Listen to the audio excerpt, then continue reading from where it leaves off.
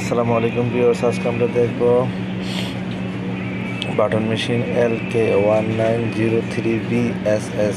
এই মেশিনের কিভাবে ট্যাকআপ লিভার পজিশন নাই সেটা কিভাবে করব সেটা দেখাবো। দেখেন ভিউয়ার্স, ট্যাকআপ লিভারটা নিচে পড়ে যাচ্ছে, এটা কিভাবে কম্পিউটার থেকে রেডি করবো সেটা দেখাবো। প্রথমে রেডি অফ করতে হবে, রেডি অফ করবে, এম প্রেস করতে হবে, কলম বাটন প্রেস করতে হবে, মেমোরি সুইচ 1 আসবে, অ্যারো চিহ্নের মাধ্যমে আমরা চলে যাব U042 setting of needle stop position. এটা দেখেন, নিডেল পজিশনটা উপরে আছে, নিচে আছে, ঠিক আছে। এখানে নিচে করে ইন্টার প্রেস করবো, তারপর রেডি প্রেস করবো।